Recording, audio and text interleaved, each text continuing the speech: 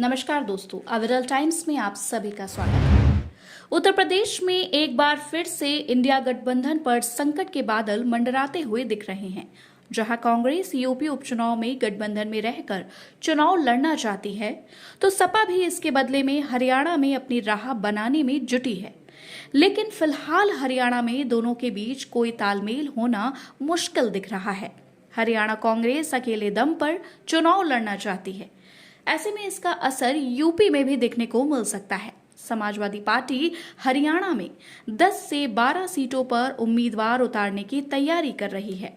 इस सिलसिले में पिछले दिनों में लखनऊ में सपा अध्यक्ष की हरियाणा सपा के पदाधिकारियों से भी बात हुई थी, जिसके बाद पार्टी ने फैसला लिया है कि अगर कांग्रेस से गठबंधन नहीं होता तो सपा अकेले उन सीटों पर चुनाव लड़ेगी जहां मुस्लिम और यादव वोट निर्णायक भूमिका में हैं। सपा चाहती है कि जैसे यूपी में दोनों दलों ने मिलकर चुनाव लड़ा था, उसी तरह कांग्रेस दूसरे राज्यों में भी सपा को साथ लेकर चले। इधर कांग्रेस यूपी में तो सपा के साथ चुनाव लड़ना चाहती है, लेकिन हरियाणा में सीटों का बंटवारा करने के मूड में नहीं है। कांग्रेस नेताओं का कहना है कि जिन राज्यों में कांग्रेस की बीजेपी से सीधी टक्कर है, वहां किसी दूसरे राजनीतिक दल के लिए रास्ता खोलना उचित नहीं होगा।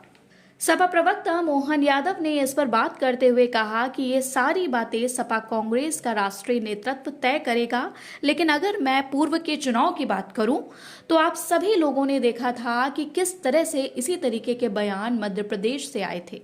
वहीं स्थानीय नेताओं द्वारा दिए गए बयान को कांग्रेस ने आत्मसात भी कर लिया, जिसका नतीजा यह हुआ कि पार्टी को हार का सामना करना पड़ा।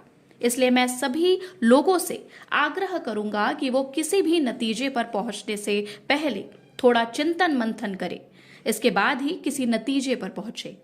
उन्होंने कहा, बात अगर हरियाणा के राजनीतिक समीकरण की करें तो वहां कई ऐसी जगह हैं जहां समाजवादी पार्टी के लोग बड़ी संख्या में हैं।